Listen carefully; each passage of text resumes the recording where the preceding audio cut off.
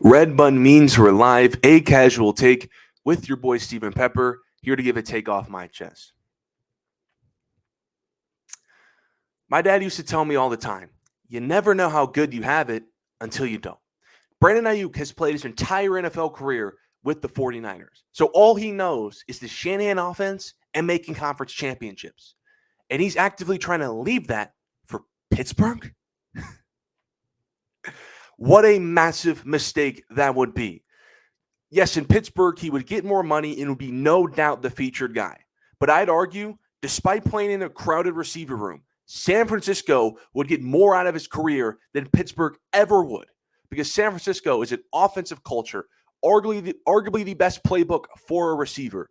Purdy's extremely accurate. They play big games in January and February. Whereas Pittsburgh, it's the literal opposite. It's a defensive culture. Arthur Smith playbook? Come on. They grind for 18 weeks just to be 500, and that quarterback room is having a literal mid-off in training camp. They couldn't find Aiyuk more than 10 yards down the field, and he wants to go there.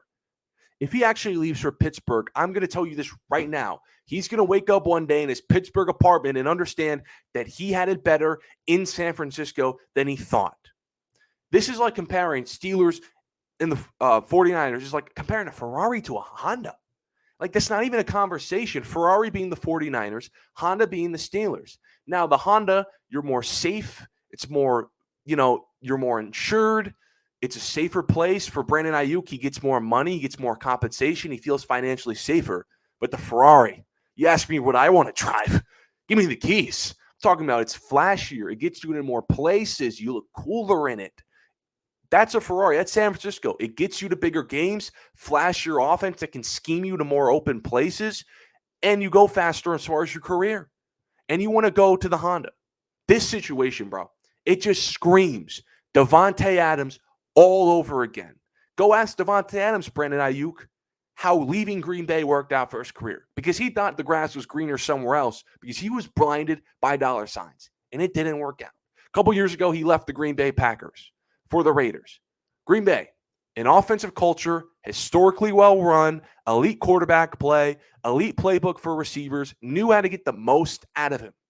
For the Raiders, historically poor run organization, terrible quarterback play, horrible playbook, defensive culture, could not get the most out of him. You think I'm assuming on Brandon Aiyuk's career, of Davante Adams, do yourself a favor. Go get yourself a Netflix subscription right now if you don't have it.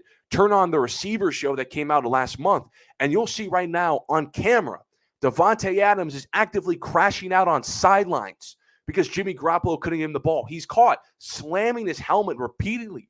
If you're Brandon Aiyuk, you might as well start watching the tape of Aiyuk slamming Davante slamming his helmet and start practicing your form. Because you're going to do that in Pittsburgh when Justin Fields, rather than him doing the numbers, is throwing an interception. I just don't agree with sabotaging prime years of your career for a couple more $1 million. Per reports, it's not like the 49ers don't want him. They gave him, depending on who you ask, a contract of whether between $23 to $26 million a year. Now, you could say what you want, that per the market, that's not what I keep confusing the two. Brandon Aiyuk is worth. He's probably worth like 27, 28. DJ Moore got an extension that's about $27.5 million a year. But it's not like San Francisco doesn't want him. They just have to pay. They paid Bosa top-notch money for a non-quarterback last offseason. They got to extend Purdy next year. They raised CMC's money. Trent Williams is still holding out. They got a lot of guys on the books. But they're trying their best because they know that Brandon Aiyuk is an elite wide receiver, and they can continue to grow with him as they've been doing. But they can't do that in Pittsburgh, bro.